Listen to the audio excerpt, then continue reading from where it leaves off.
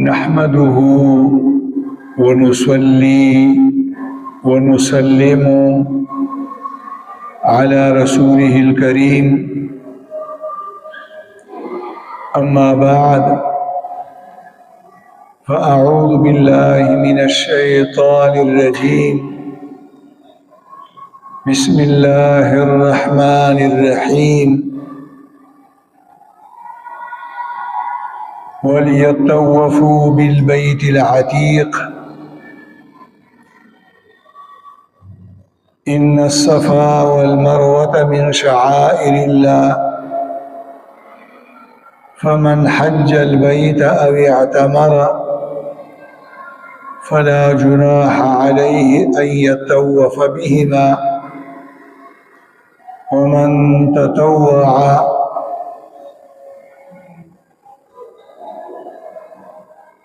فإن الله شاكر عليم سبحان ربك رب العزة عما يصفون وسلام على المرسلين والحمد لله رب العالمين.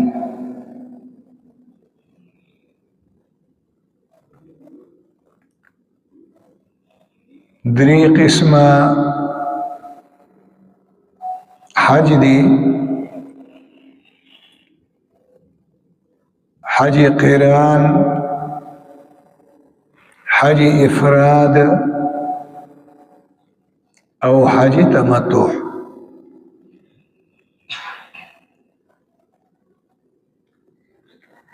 که الله ته منظور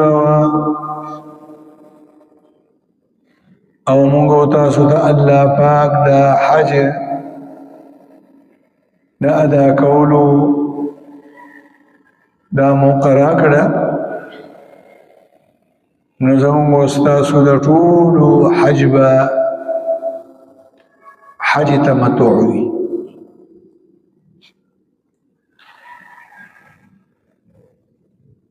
د حج تمتع طریقه دا ده چې اول به حاجی عمره وکړي،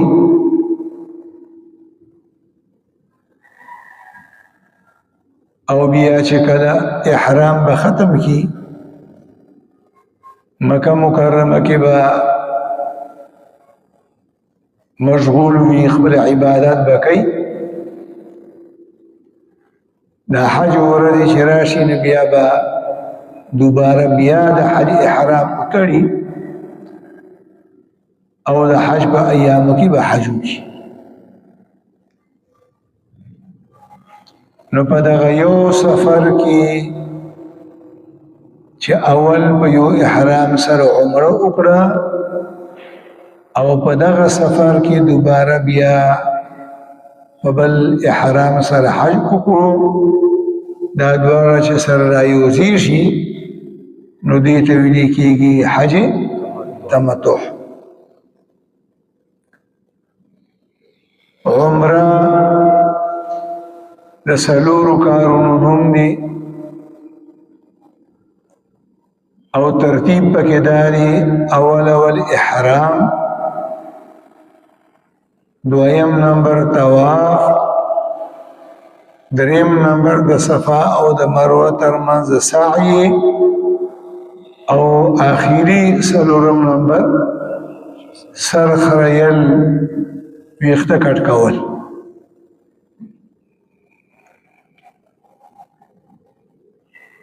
په دغه څلورو کارونو کې دا لومړني دواړه کارونه احرام او طواف عمره کې فرض دي، او دا وروستني دواړه کارونه د صفا او د مروه په منځ کې سعی، دا دواړه واجب دي. سعی او بیا سر خریل یا ویښته لنډول دا دواړه واجب دي.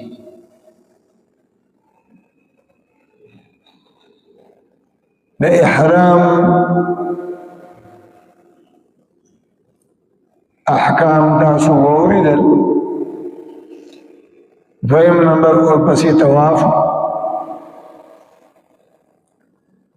طواف دا د عربی د ژبې لفظ دی. طواف د عربی د ژبې لفظ دی.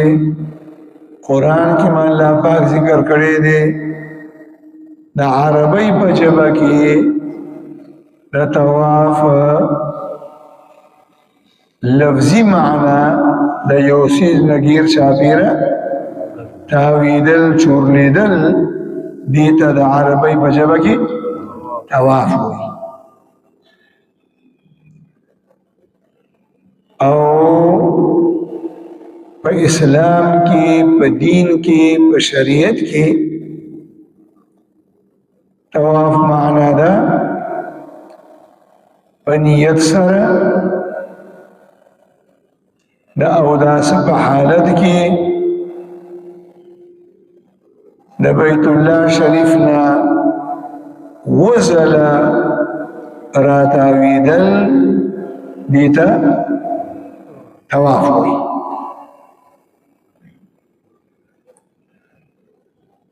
نیت دی اکرلو او بیا دی په طواف باندې شروع وکړه. یو ځل دی چکر ته وکړه، بیا دی چکر ته وکړه، بیا دی ته وکړه، وسره تاو راتاو شوې نو دې ته یو طواف وایي.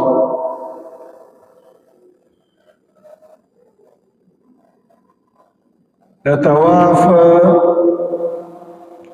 و چکر دی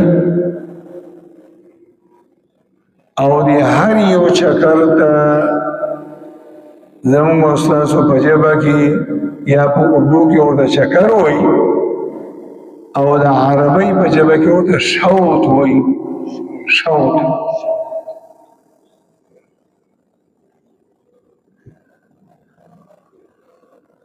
دا و چکره د بیت الله شریف نګیر چاپیره راتاویدل دا د طواف لپاره داسې دي لکه اووه رکعاته. دا هر یو چکر داسې دی لکه د لمانځه یو رکعت.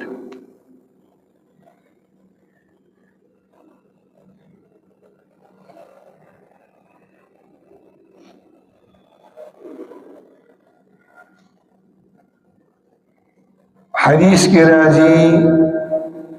الطواف حول البیت صلاة. د بیت الله شریف لګیر چاپیره طواف کول دا مونځ دی. الا انکم تتکلمون فیه، ها دومره فرق پکې دی چې په مانځه کې خبرې منع دي او په طواف کې ستاسو د لپاره د خبرو کولو گنجایش شته.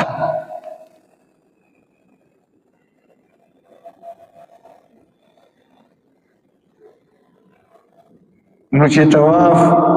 مونځ دی نو مونځ بیا اودس نه کېږي. فرض مونځ وي که واجب مونځ وي که سنت مؤکد مونځ وي او که نفل مونځ وي اودس ورته ضروري دی. نو دغه رنګې طواف هم بې اودسه نه کېږي. د طواف ډېر قسمونه دي، بعضی فرض دی، بعضی واجب دی، بعضی سنت دی، بعضی مستحب دی. نو مسئله دا ده هر طواف چې تکې نو د طواف نه وړاندې به اودس تازه کړي. او بیا په طواف باندې شروع کی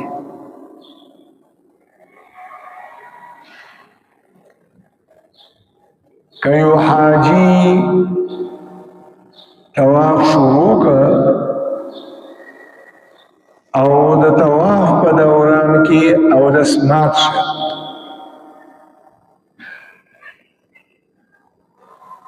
نو چې کم ځای کې د او د سمات شه وبدريږي مخکې به مو ګوري شاته به مو ګوري ځای به صحیح کې چې د قضې کې زما او د څه مات شو لاړ بشي او د سپتا ځکي کتش چاراندامي کولو نو په مطاف کې دنه هم ځایونه شته د زنانو لپاره بیل دي او د نارینه لپاره بیل دي باقاعده بمبي لګېدلي دي او که په بره چت کې کولو نو هلته کې خو دا وداسه لپاره ځای نشته خو ځای په ځای باندې موشینونه لګېدلي دي د زمزمو د اوبو او د هغې نه خلک ګیلاسونه راډکوي او د زمزمو په اوبو باندې اودس کوي نو ټیک ده هلته به یې وکړي او که دغه ځای کې هم موقع نه وه نو بیا به د حرم د جومات نه به وځې په کم ګیټ هم چې وځې نو په دې میدانونو کې سوونه زرګونه د اودس ماتي ځایونه هم دي او د شراندام ځایونه هم دي هلته به لاړ شي اودس په تازه کې اوس اصلي مسله دا ده ځان پوهېږئ ستا خوښه ده چې په کوم ځای کې اودس مات شوی و او تا نښه صحیح کړې وه نو د هغه ځای نه راځي طواف شروع کې او که نه دا ختم کې او بیا طواف د سره شروع کې دواړه خبرې جایز خبر پوه شوې چې که ها البته د سهولت دپاره کتابونو دا مسله لیکلې ده چې که چېرته څلور چکره دي پوره شوي او درې پاتې وو یعنی ډېر چکره شوي او کم پاتې وو نو بیا بهتره دا ده چې د هغه ځای نه شروع کړه چې د کوم ځای نه اودس مات شوی او که لږ چکرونه شوي وو دوه یا درې شوي وو او څلور پاتې وو نو بهتره دا ده چې بیا ته طواف د سره کې خو دا ګوره بهتر او غیر بهتر خبره ده نور په دواړو صورتونو کې ستا خوښه ده چې د سره کې او که د هغه ځای نه شروع کړي اوس خو پته نه لګي خو چې که خیري الله مو بوځي که نه نو په بره چت کې په سوه ګنټه کې طواف کېږي هم چې سړی تکړی او چوستی او ځوان که نیمه نیمه ګنټه پرې لګي نو بیا هغه ځای کې پته لګي چې دا مسله څنګه خبره پوه شوې نو که یو شکل دې ورته وکړی و که نه او بیا اودس شوي نو هم دا ګنجایش شته چې د هغه ځای نه شروع کړي چې د کوم ځای نه دی اودس مات شوی دا سهولت شروع بکی دغه طواف چکر به شروع کی او بیا به د ختمېدو نوم نه اخلي چې کله ورسره راشي د دې د وجې نه مسله زده کول پکار خاص کر زنانه در سره او دویم ځل کې طواف کې او بیا اودس وشو زنانه یا نارینه نو دا نه ده ضروري چې بیا به طواف د سره کې خپل ځان ته ګوره خپل ځان وتاله نو که یو چکر دې ته وکړی او اودس شوې لاړې اودس دې تازه کړه او بیا دې طواف هم د هغه ځای نه شروع کړو نو څه ممانعت پکې نشته قباحت پکې نشته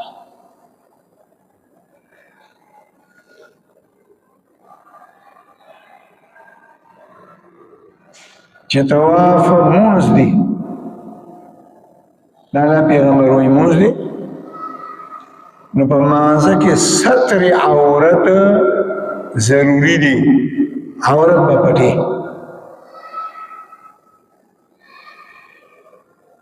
نو د دې وجه نه په طواف کې هم ستر عورت ضروری دی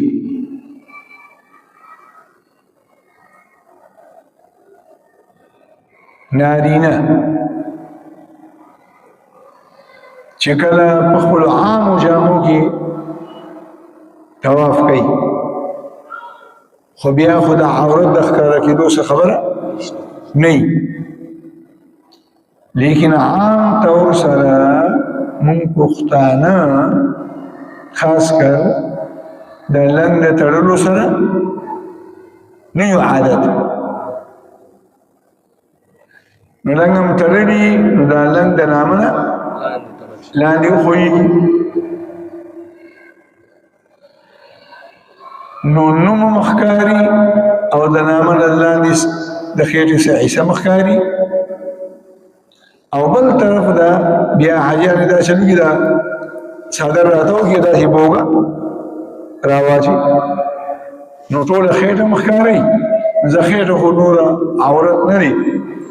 لیکن نون او د نامنه دا لاندې چې کومه عیسه ده په عورت کې داخله ده نو د دې به خیال ساتي لنګ به راوچتې او که لنګ اوچت نه پاتې کېږي خوېږي بیا به څادر داسې کوله ورتاو کړي چې نوم او د نامنه لاندې عیسه نه ښکاري زنانه د لاسونو د پنجو دا چې کوم مړوند دي د دې نه بره دا مټ دا عورت دی د زنانه د خپو د ګیټکو نه بره دا پنډۍ دا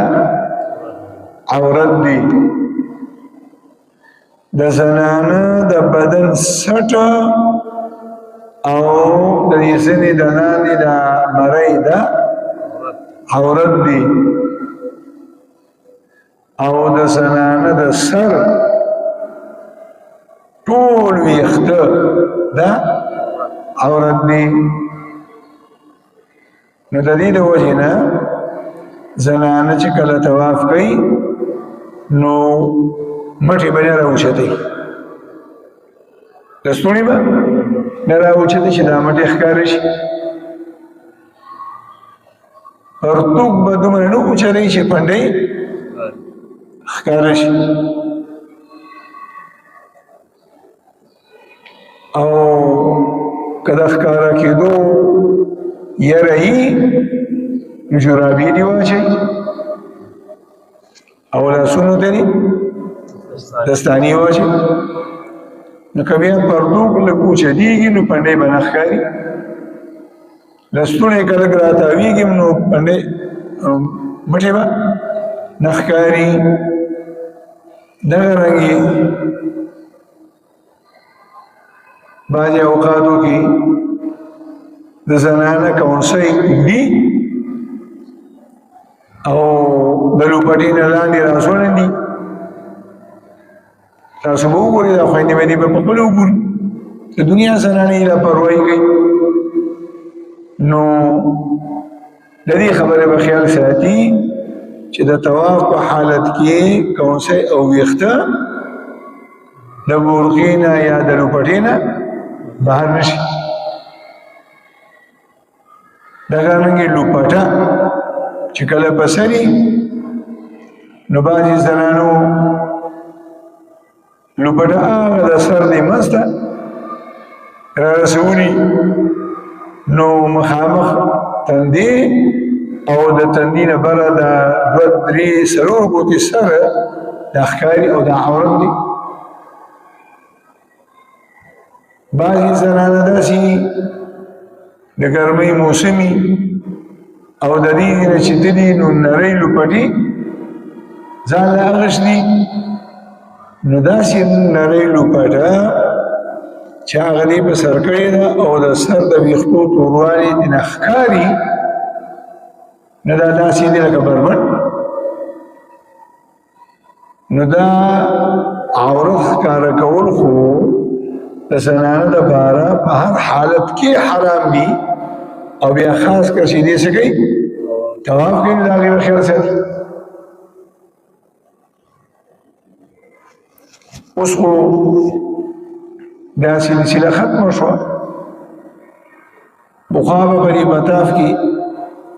داسې لسته باباګان بوډاګان به ګرځېدل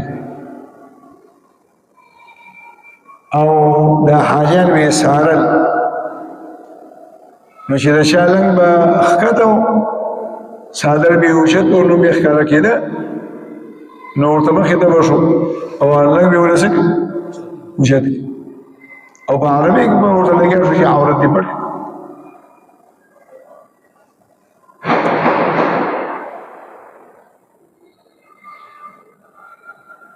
طواف مونځ دی نو چې مونځ دی نو د مانځه حکم دا دی مسله دا ده چې نیت دې وتړلو نو مستحبه طریقه دا ده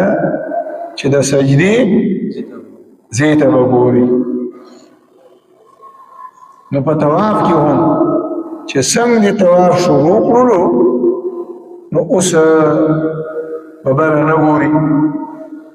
کوشش بدا کې چې د سجدې هغه ځای ته ګوري او مخې ته رواني زنانه ده او که نارینه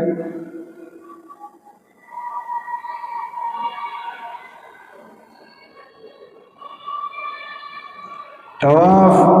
نبی علیہ السلام فرمائی چې مونځ دی نو په مانځه کې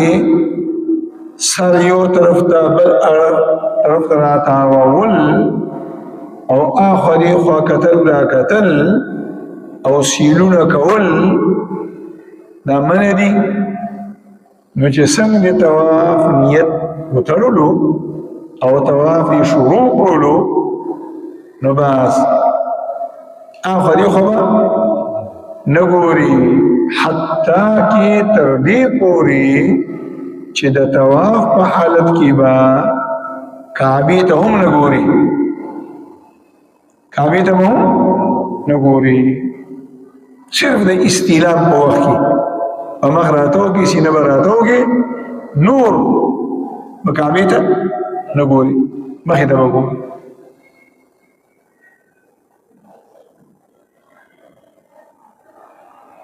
هر طواف شروع کول هم واجب دي د حجر اسودنا او ختمول هم واجب دي په حجر اسود باندې اور می درته مسله ذکر کړه خپه حوصله سره په آرام سره په سوچ فکر سره په ذهن سره با خپل اندازه پوره لګي چې زما مخ حجر اسود ته برابر دی او زما د ملابل مشاطرات سره برابر ده بیا به طواف شروع کی کستا دا یقینو چې حجر اسود ته یو قدم دو قدمه لا پاتې دي نو طواف به نه شروع کړي. که ستا دا یقین و چې زه د حجر اسود نه 2-3 قدمه ور وړاندې شوم، نه هم به طواف نه شروع کړي. واجبه دا ده شروع کېږي به هم د کوم ځای نه، د حجر اسود نه، او ختمیږي به هم په حجر اسود باندې. طواف نه د 7 شکرونه کم شته او نه د 7 شکرونه زیات شته. لہذا مکمل طواف شروع کېږي به هم د حجر اسود نه او ختمیږي به هم په حجر اسود باندې. او د طواف په 7 شکرو کې به هر یو شکر هم شروع کې د حجر اسود نه او ختمې به هم په حجر اسود باندې.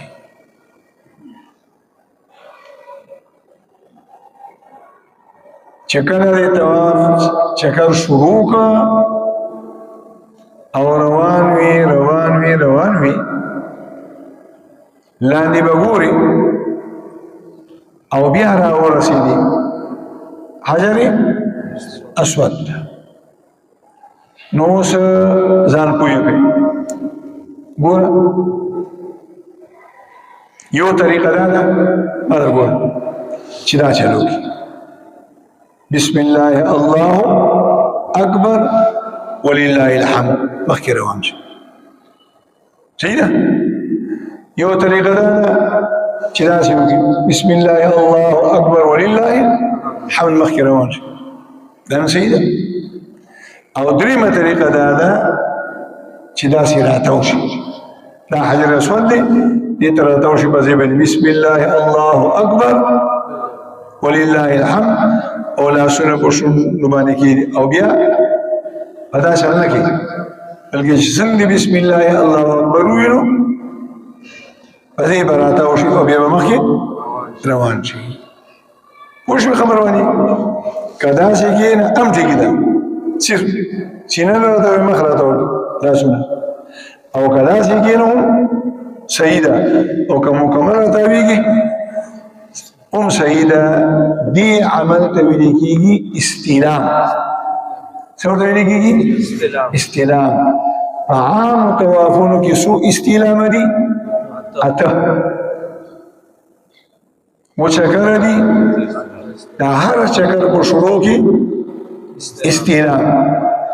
او د 1 چکر په شروع کې هم استلام، او هم د چکر په آخر کې هم استلام. نصوص جی 8.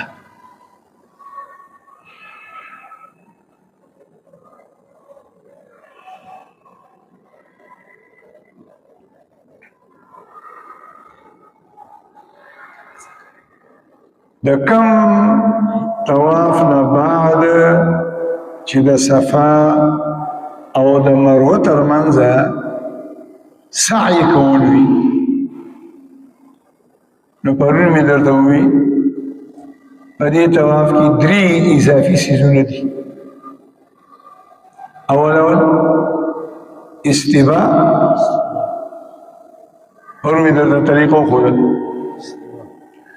او دویم رمل، دا مې هم درته وویل. استباء او رمل په هر طواف کې نه دي، دا په هغه طواف کې دي چې د کم طواف نه بعد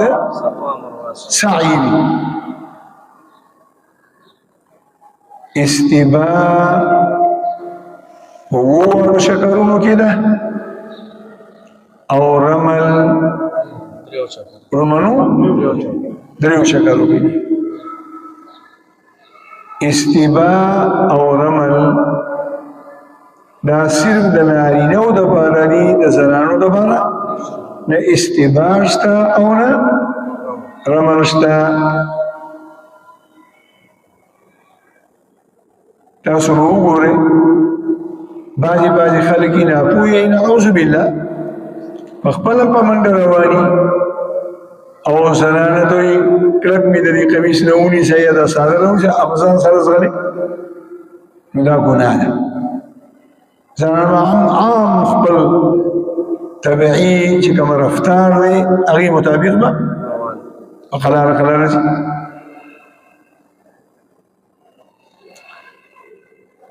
طواف دی شروع کړلو نو د طواف په منځ کې حجر اسود ته د ورمخامخ کېدو نه علاوه بل ځای کې به ته کعبې ته نه سینه راتاوې او نه به قبلې ته ملا راتاوې نه به سینه راتاوې او نه به لا راتاوې اکثر داسې کېږي چې د یو کلي یا د یوې علاقې ملګري تلي څوک مخکې څوک وروستو اولیه یې طواف کوي او په دې مطاف کې د طواف په دوران کې د یو بل سره میلو شي یو بل ته ورغاړي وشي نو چې یو بل ته ورغاړي وځي نو د یو ملګري بیت الله شریف ته لاړ شوه او د بل ورته سینه شوه او د منې بیا ولاړې کله راغلی چېرته بلډینګ دی چېرته چا سره راغلی دا خبرې پکې شروع شي نو د دې خبرې اهتمام پکار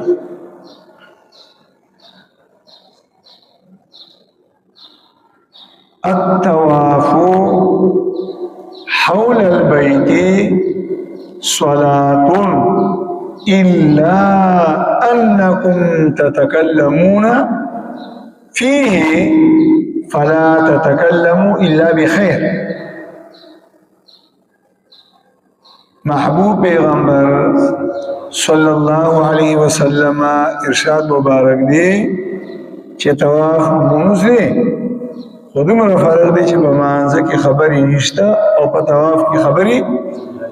جایز دي نو د دې د وجې نه تاسو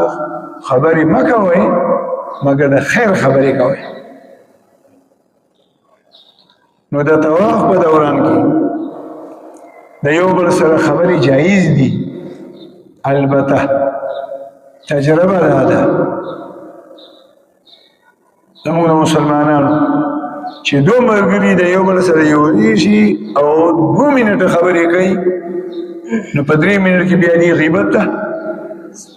وریوتی اوس په دې روزه کې په دې جمعې چې مې طواف کولو او دو پختانو او لګي او طواف وکي او یو دریم کس یادي او داسې کنځلې ورپسې کوي توبې مې وکړې ځکه ما درته وی چې حاجی مخواري کوي والله کې شیطان نه غرم زیاده خواري کوي نه چې د طواف نیت دې تړلې دي او د الله د کور غیر شابیره لګي طواف کې او یو مسلمان چې هر څوک دی په پیښور کې ناسه غریب خبره مړي او ته د هغه ځای په غیبتونه کې اوبه څه توافي د دې وجه علماء وایي کوشش دا کوه چې د طواف په دوران کې د جایز او د مباح خبرونو ځان وساته ځکه دا یو لاره بنیاد جوړیږي د حرام خبرو لپاره کچا در باندې سلام واچولو جواب ورکولی شي کتا په بل ملګري باندې سلام واچولو نه ام صحیح ده کله راغلی څنګه ښه نو دې کې ممانعت نشته د طواف په دوران کې د طواف کوونکي مسلمان خوښه ده بالکل چپ رواني بند خوله کله الله د قرآن تلاوت کوي اوله کلمه دویمه دریمه څلورمه پنځمه یې زده کړي دي دا کلمات وایي استغفار وایي درود شریف وایي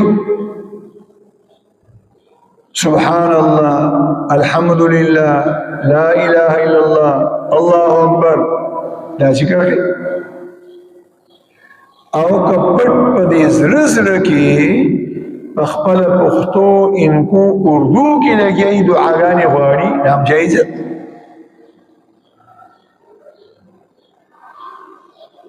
د حج چې کوم کتابونه دي نو هغه د دعاګانو نه ډک دي، او بیا پکې د هر شکر بیله بیله دعا ده.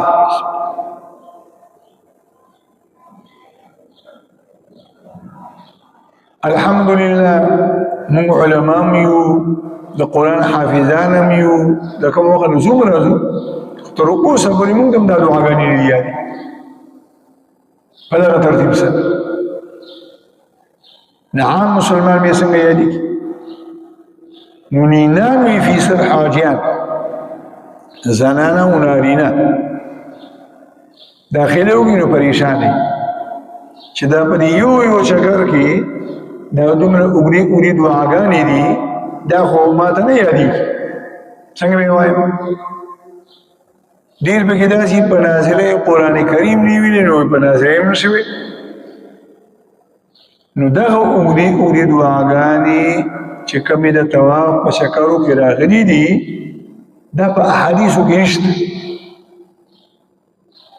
د دې دعاګانو ویل نه فرض دي، نه واجب دي، او نه سنت دي. بس کومه دعا چې تا ته یاده وه او په کوم چکر کې درته یاده وه او په کوم وخت کې ته وایې تا ته اجازه ده. قرآن تلاوت خامخا د خلکو سره څه یادي، فاتحه یاده ده، اخلاص یاد دی، آیت الکرسی یاده ده، تبارک الذی یاده ده. دا وایي درود شریف وایه، استغفر الله استغفر الله استغفر الله، دا وایه سبحان الله، الحمد لله، الله اکبر، لا اله الا الله، دا وایه.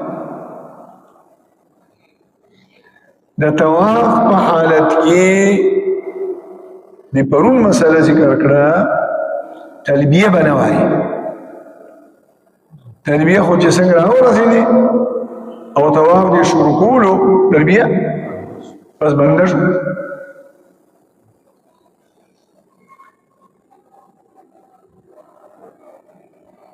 چې کله د بیت الله شریف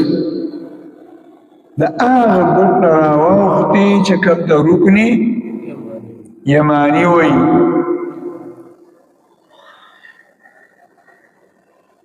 نو د رکن یماني نه راواله حجر اسود ته دا را رسېدو پورې دغه چې کوم دیوال دی نو دلته کې یو دوه دعاګانې احادیثو کې راغلي دي. یو دا اللهم إني أسألك العفو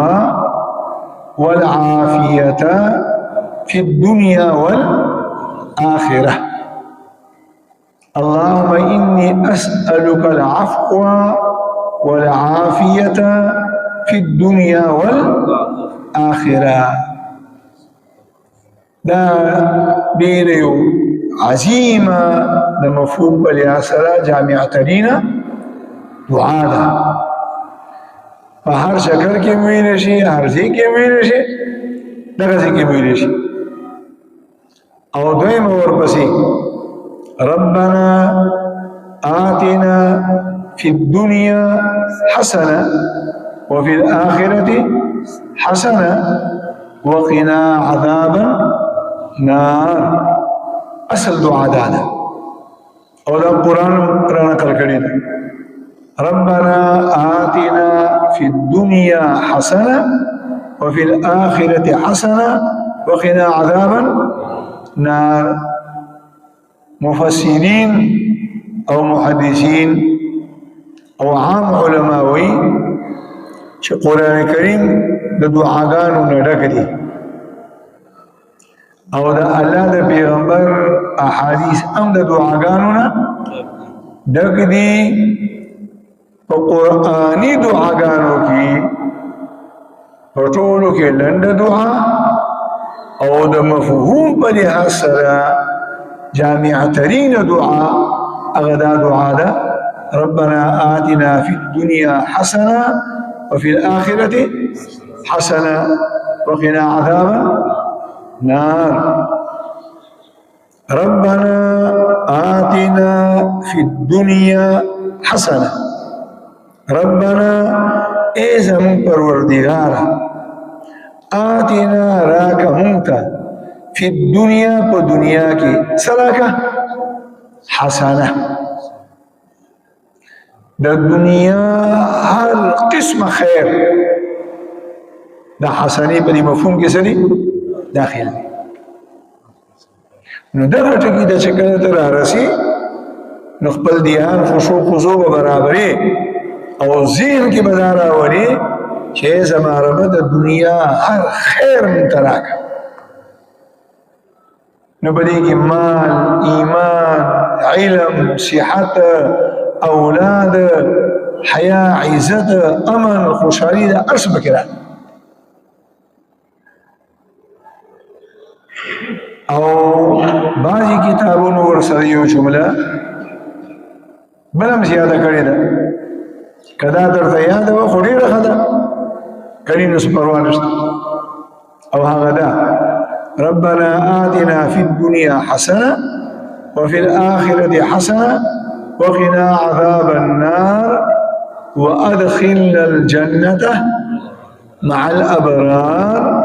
يا عزيز يا غفار يا رب العالمين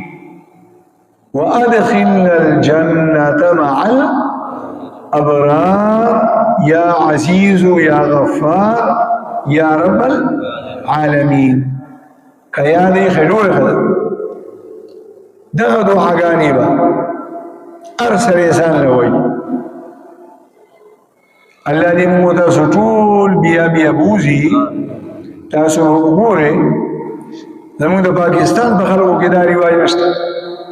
انډونیشیا ملیشیا ترک او چین او په ډیرو ملکونو کې دا دي چې یو کس به مخې ته رواني او کتاب ورسره په لاس کې او په چغو چغو به دی لګي دعا به وي او هغه به ورپسې هم په چغو سرو دعاګانې وي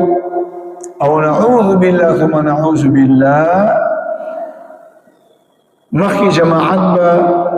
د 500 شپیتو او یو اتیا او کسانو د نارینه رواني او رسو به ورپسې د زنانو رواني او هغه زنانه به ورپسې په چغو چغو لګي او د زنانه آواز عورت دی نامحرم ته آواز اورول حرام دی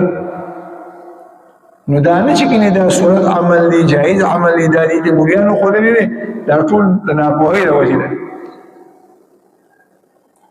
نو باندې اوقاتو کې بیا مو ملګری هم چې هغې ته دا غیر متاثر شو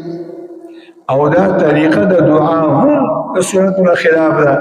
چې یو سړی به دعا وي نور به ورپسې شوي هم په شغو شغو دعاګانې نارینه به ځان رواني او دعا به وایي دومره په زور به وایي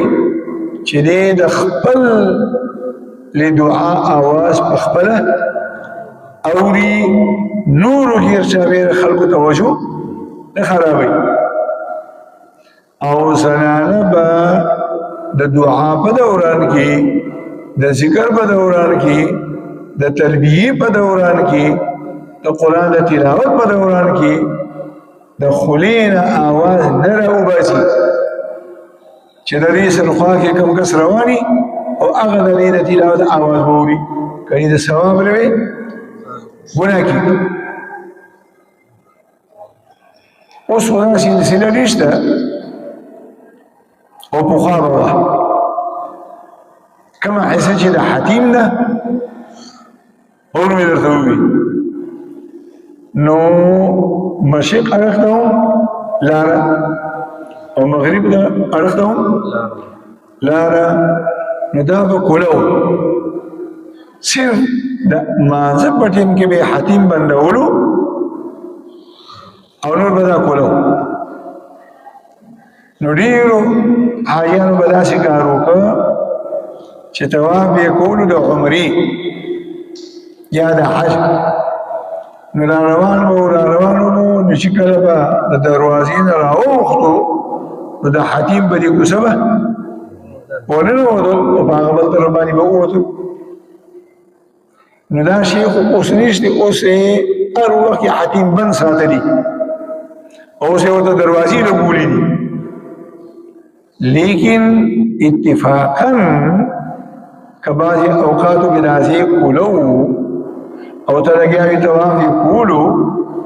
او په دې حتیم باندې د ننوتو مقاطعت میلاوېده نو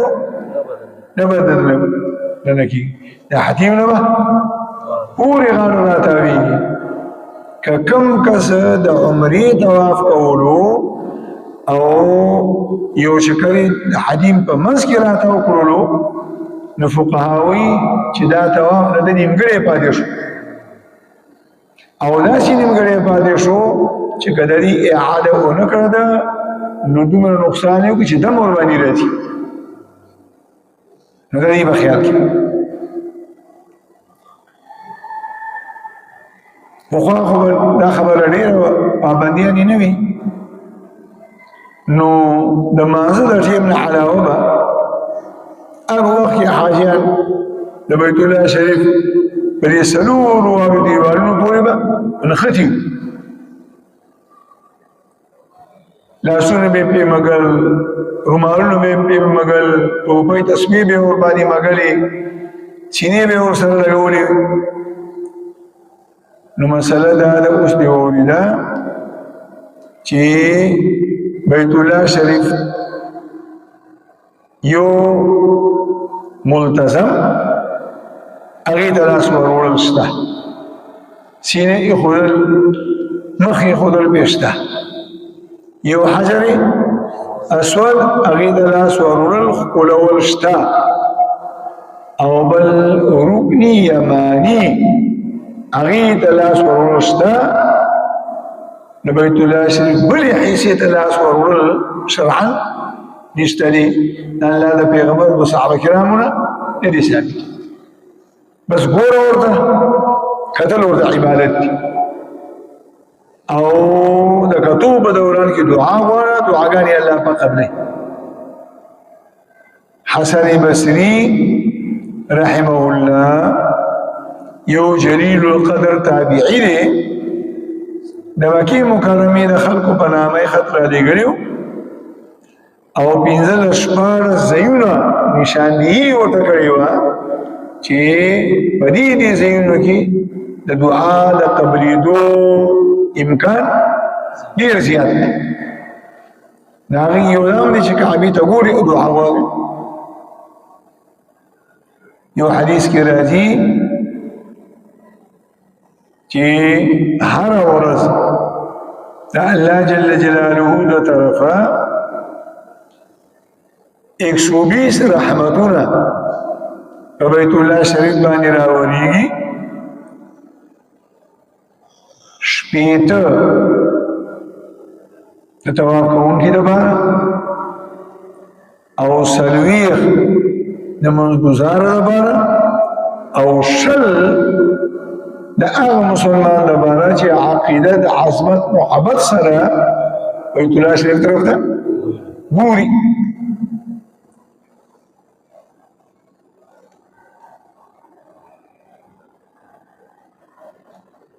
یو طواف دی چې مکمل کو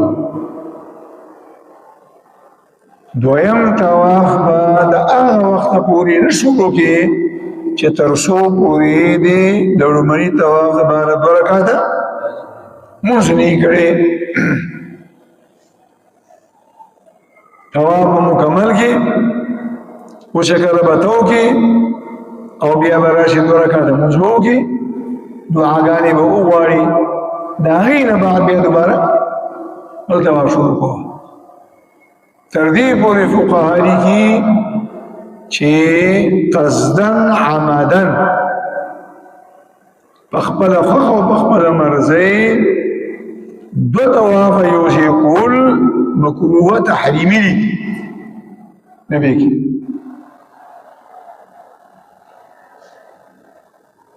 البته په مسله ځان پوهه کوي په 24 غنټو کې د طواف لپاره مکروه وخت کم نه یو د جمعې په ورځ باندې د جمعې د خطبې په دوران کې طواف مکروه دي دویم 15 وخته چې کله په حرم کې جمع ودرېږي د جمع په دوران کې طواف مکروه دي د دین علاوه په 24 غنټو کې د طواف لپاره مکروه وخت نشته هر وخت کو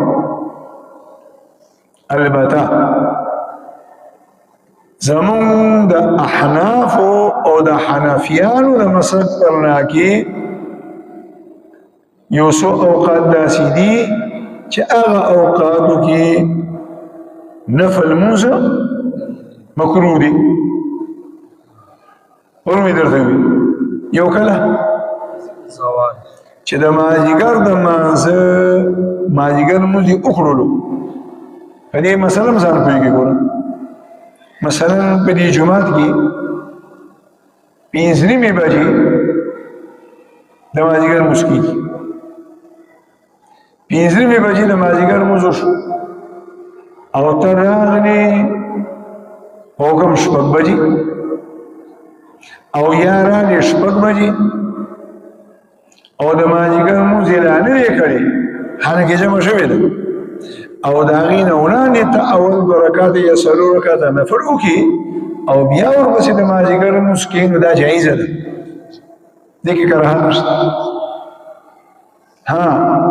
چې کله ته د مازدیګر لمونځ وکړلو نو د مازدیګر د لمانځه نه وروسته اوسه د ماښام د نور د پریوتو پورې د ماښام د نور د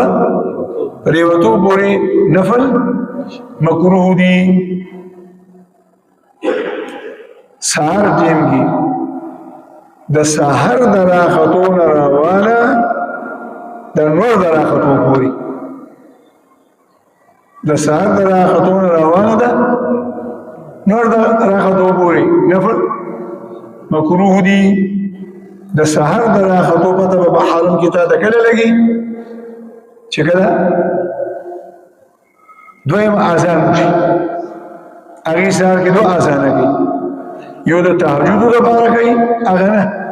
دویم آزان چې کله دویم آزان وشو نو د دې معنا دا شو چې سحر راوختلو نو اوس د آزان نه بعد 2 رکعاته سنت او 2 رکعاته فرض د دین علاوه نفل نه د سهار د لمانځه نه مخکې کولی شي او نه د سهار د لمانځه نه وروسته کولی شي چې تر څو پورې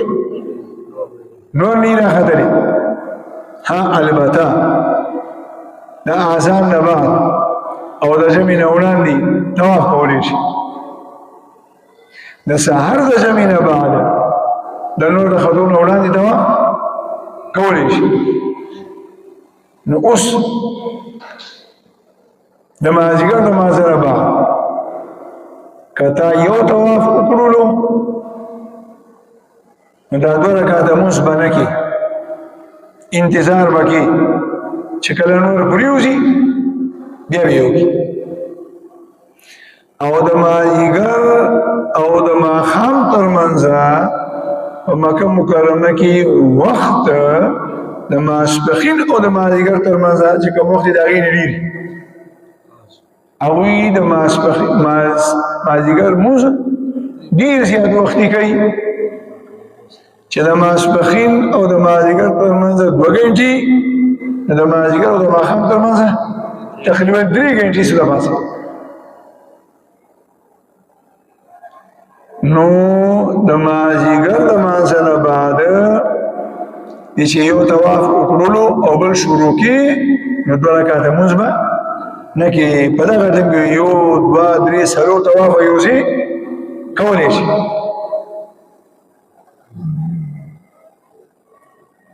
ما درته سوي چې پخوا خو به داسې کارو الله دې قبول کړي موږ به خپله داسې کړي دي پابندیانې نه وي د مازدیګر د مانځه نه بعد به مو کله دوه طوافه وکړو کله به مو درې وکړو کله به مو څلور وکړو ځکه چې په مطاف کې به مو طوافونه کول او په هغه زمانه کې مطاف هم څه را تنګ اوس وکړو شو اوس خو دې بغیر د احرام نه مطاف ته نه پرېږدي نو طواف چې کې برنډه کې بیږي او برنډه کې د مازدیګر او د ماښام تر منځ چې یو طواف هم وکړي نو غیر توره به دي سړي خپو کې بیا دمني نو خو که چېرته یو که ځوان دی زنانه ده تکړه ده او د مازدیګر او د ماښام تر منځه دوه درې طوافه یو ځای کوي نو دې کې څه ګناه نشته. اوس چې د مازدیګر د مازه نه بعد یو مسلمان مثلا درې طوافه وکړه نو څو رکعاته مونځ دی به د باندې شپږ رکعاته نو چې د ماښام فرض وشو د ماښام فرض به د امام سره په جمع باندې وکړي او بیا به اول دوه رکعاته واجب د طواف وکړي بیا به د بل طواف دپاره دوه رکعاته وکړي بیا به د دریم طواف دپاره دوه رکعاته وکړي او بیا به په آخر کې د ماښام سنت وکړي او که د ماښام سنت دې را مخکې کړه او د طواف د لمونځ دې وروستو کړه هم جایزه ده. اوس به ستاسو په ذهن کې یو مسله راځي مسله دا ده چې د هر طواف نه بعد په احرام کې وي او که بغیر احرام نه د عمرې طوافي او که د حج نفلي که واجبي که سنتي د هر طواف نه پس دوه رکعاته لمونځ دی د هر طواف نه بعد دوه رکعاته لمونځ دی لکه څنګه علما وایي که نه چې د ماسپښین لمونځ څو رکعاته دي یا فرض څلور رکعاته دي او د جمعې لمونځ دوه رکعاته دي وایي دا ولې حکمت پکې دا ذکر کوي چې دوه رکعاته د جمعې لمونځ دی او د جمعې د خطبه دا هم د دوه رکعاتو قائم مقام ده نشه دا خطبه دی واورېده خطیب ووی دا داسې شو لکه چې څلور رکعاته د ماسپښین لمونځ یې وکړه نو دغه رنګې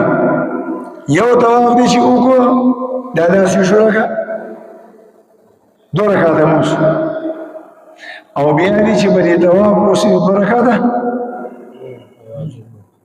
نو لمونځ وکړلو دا داسې شو لکه څلور رکعاته لکه چې دا څلور رکعاته لمونځ مسله دا ده چې د هر طواف نه بس دا دوه رکعاته لمونځ زموږ د احنافو مسلک دا دی چې دا دوه رکعاته لمونځ واجب دی واجب کتابونو به تاسو ګورئ راګورئ کتابونو کې ورته څه لیکلي دي واجب الطواف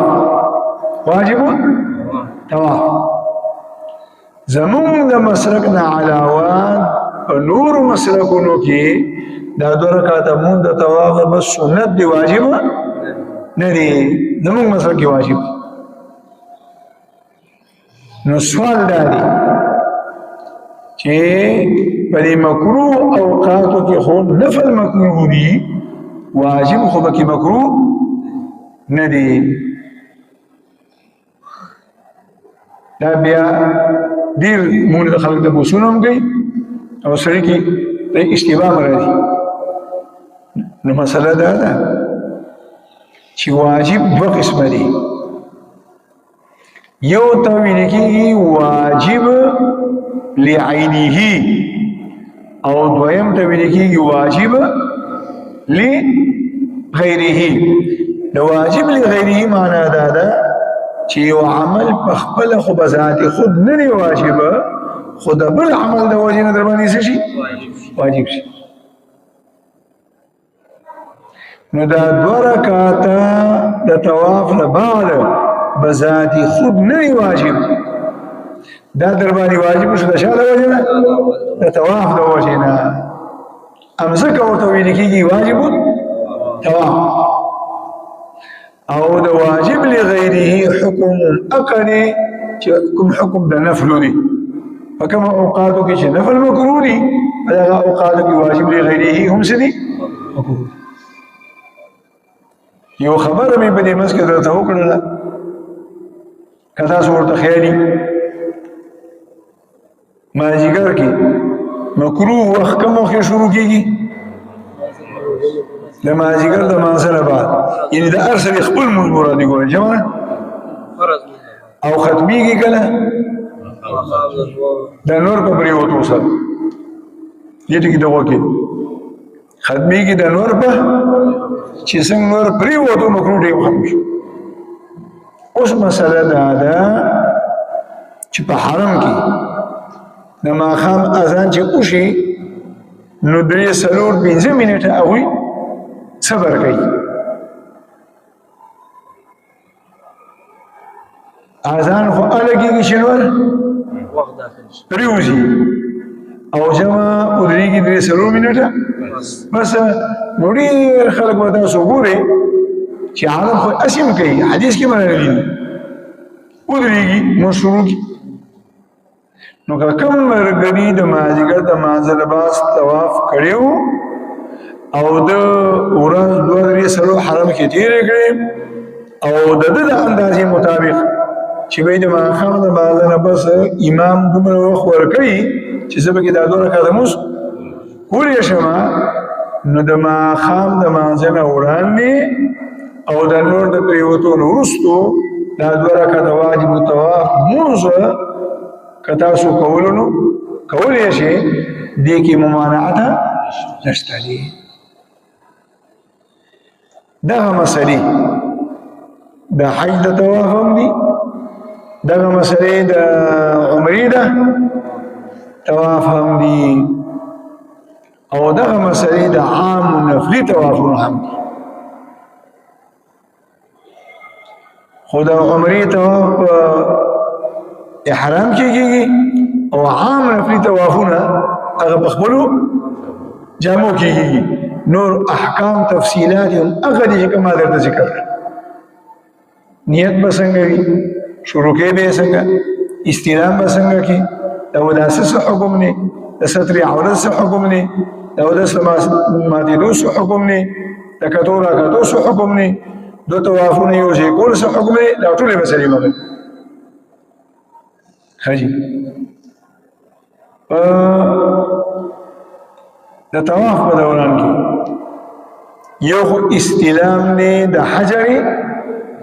اسود سنت دی او دویم استلام نه د رکن یمانی یو استلام نه د حجر اسود او بل استلام نه د رکن یمانی ها نه مې خیر بس ګرمي خوري څنګه یو استلام دي د حجر اسود او بل استلام دي د رکن یمانی په دې خبره ځان پوهیږي او بل ورځ مې درته وي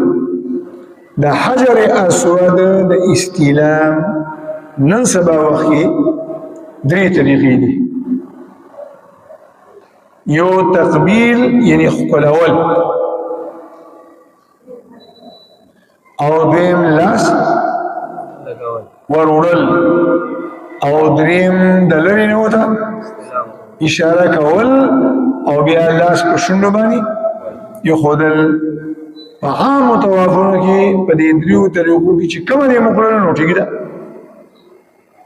صحیح ده البته د عمرې د احرام په حالت کې چې کوم طواف تکې نو نه به خپلې انا مولا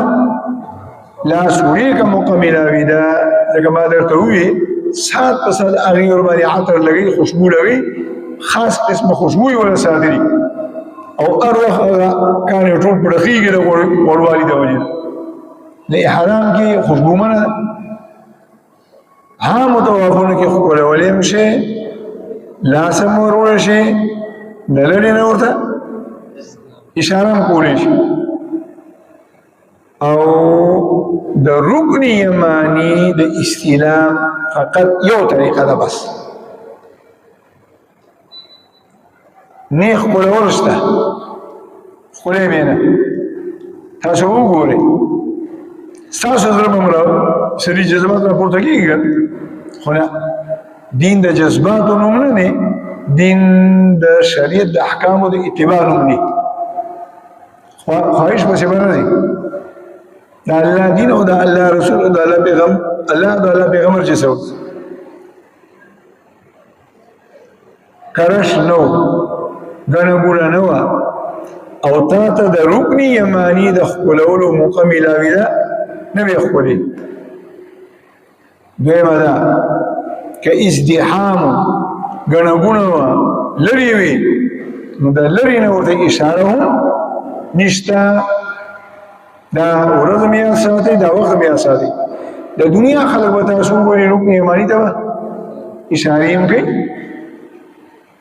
او د دنیا خلک به تاسو وګورئ رکن یماني پورې به ښځې ښکلې وي دا دواړه د سنتو نه خلاف دي د رکن یماني د استلام صرف یو طریقه ده او هغه ده که ګڼه ګوڼه نه وه ازدحام نه او تا د بیت الله شریف په خوا کې طواف کولو رکن یماني ته چې راورسېدې دا چل به وکړي هغه ګوړ باندې به داسې لږ لاس کېدی او دا لاس به لږ شان دی داسې یو څوک دې راښکته یي دې ته ویل کېږي استیلا حجر اسود باندې دې چې لاس کېښوده نو ښکلول یې هم شته او رکن یماني باندې د لاس د ایښودو نه پس د هغې ښکلول بیا نشته دی دا طریقه ده دوه طوافه به نه یو ځای کې اوس دی وي او که خیال دی نو یو طواف دی مکمل کا او دویم طواف دی شروع کا منځ کې در یاد شو چې ما خو دا دوه رکعاته لمونځ لا نه دی کړی بل مې شروع نو مسله دا ده چې تر څو پورې دې د اتم چکر پوره کړي نه وي دا به نیمګړی پرېږدې او را به شي دوه رکعاته لمونځ به وکړي بیا به طواف وکړي او که د دې دویم ته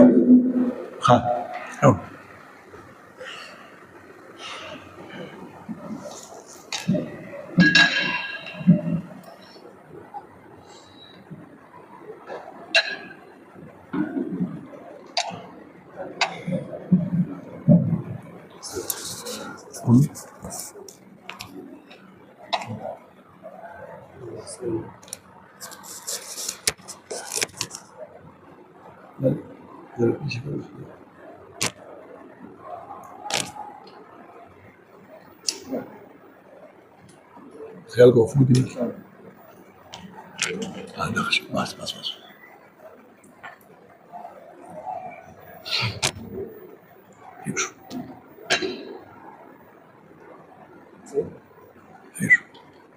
جزاك الله خير أظن يا لا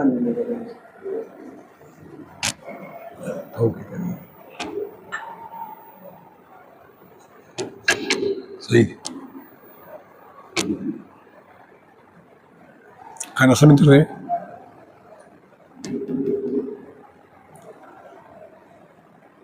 کله دویم چکر د دویم طواف رومنی چکر دی پوره که او د ریاض شو نو بیا به دا طواف سر ته رسې و چکر یې مخکې شوې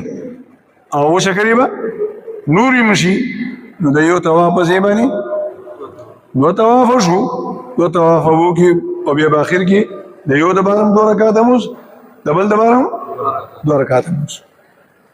د طواف مسلې خو ختمې شوې د عمرې طواف دې وکړلو یا دې د حج طواف وکړه یا دې نفلي طواف وکړلو نو د هر طواف نه بعد 2 رکعاته مونځ دی او دا واجب دی او دې ته ویل کېږي واجب الطواف واجب الطواف اولاد دا بهتر دا ښه خبره ده چې دا 2 رکعاته مونځ د مقام ابراهیم په خوا کې وکړي واتخذوا من مقام ابراهیم مصلى الله پاک وایي یو خبر به یاد ساته مخکې هم درته ویلو ځان به او ترکې نه په ځان به ساړوبې نه راولي تیزی به نه کې منډه به نه وایي ښه په سوچ سره سمج سره حوصلې سره د دنیا خلک ولاړي نه دیکې شته نه ټیلې شته نه جنګ جګړې شته په مزه به داسې د مقام ابراهیم او خواته به راشي وبدرېږي یو ملګری به پاسېږي 2 رکعات مونځ به وکړي لږ به ورمخکې شي بیا به لږ انتظار وکړي بل به 2 رکعاته مونځ وکړي بیا به ځان څه کړي ورمخکې کړي نو داسې په قلعه کاوه په کلاره په مزه باندې به ته ځان ور وړاندې کې په داسې طریقه چې ګوره لکه مثلا دا ګوره دا ملګری ناسې که نه دا مقام ابراهیم دی او د دې نه شاته څه ده کعبه ده په داسې طریقې به ودرېږي چې ته دې خوا ولاړې او مقام ابراهیم ستا مخې دی او د هغې نه شا طرف ته سي کعبه وي چې بالکل مقام ابراهیم ستا او د کعبې په منځ کې راشي کعبه به هغه ځای کې لکه مطاف طواف شروع وي لیکن ستا له اندازې په رڼا کې به ودرېږي به داسې چې مقام ابراهیم ستا او د کعبې ترمنځ راشي نو 2 رکعاته مونځ به وکړي استبا به یې ختمه کړې وي او مخ به سر به دې سي کوله وي بربنډ به وي بربنډ سر به زنانه در سره ده هغه هم په مزه به هغې ته مو یې راوړاندې کېږي ما درته دنیا زنانه ولاړي بیا به زنانه ودرېږي او هغه به 2 رکعاته مونځ کې بیا ته وکړه 2 رکعاته مونځ دې چې وکړلو نو بیا به دعا وغواړي چې الله زما دا عمره او د عمرې دا طواف په خپل فضل سره قبول کړه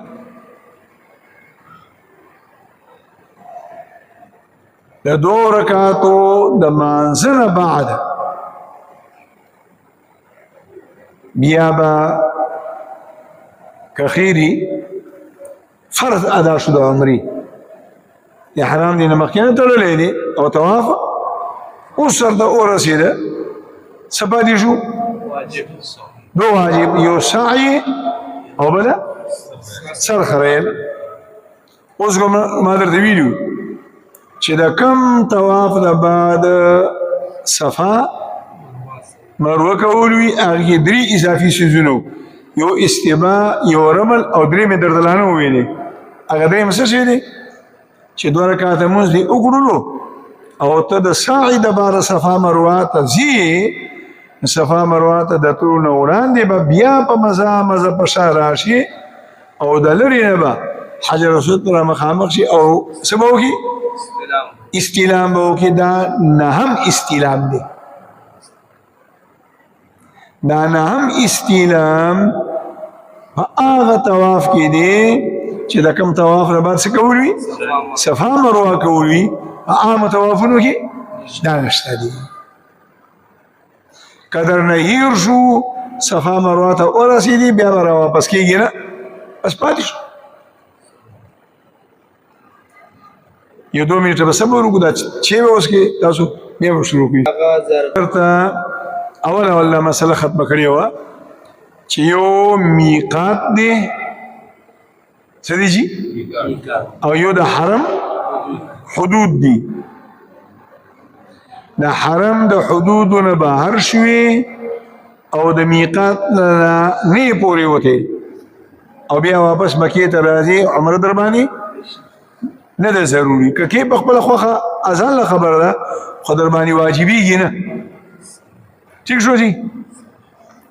د مکې نه چې لاړې جدې ته نو جده د حرم د حدودو نه بار ده او میقات کې دننه ده نو د جدې نه واپس چې راځي عمره در باندې نشته ټیک شوه او کم حاجی د حج په ورځو کې د میقات نه بهر لاړو او بیا دې مکې ته راځي نو اوس عمره به د باندې واجبه ده طائف ته چې لاړې نو د مکې د اړخه چې ځي د طائف ښار ته داخلېږي انټر کېږي د اول به میقات راځي او بیا ورپسې طائف ښار راځي او بیا هغه د نبي علیه السلام چې کوم ځای کې ورباندې په کانو ویشتلي وو هغه ټول څیزونه د میقات نه بهر دي نو چې هغه ځایونو ته لاړې او بیا د طائف نه مکې مکرمې ته راځي نو څه به کې عمر به خامخا کې دغه رنګې چې کوم حاجي د مکې مکرمې نه لاړو مدینې طیبې ته نو اوس مې درته ووي چې د مکې مکرمې نه روانې که نه نو په روانه کې به اول به میقات راځي او هغې نه بس راځي مدینه راځي نو غرض دا د مدینې منورې ښار ته چې ننوځي که نه نو د میقات نه به پورې وځي نو په دې وجه باندې د مدینې نه بیا چې کله مکې ته واپس راځي د میقات نه پورې وتې نو خامخا به عمره کې بیا به راځي ښه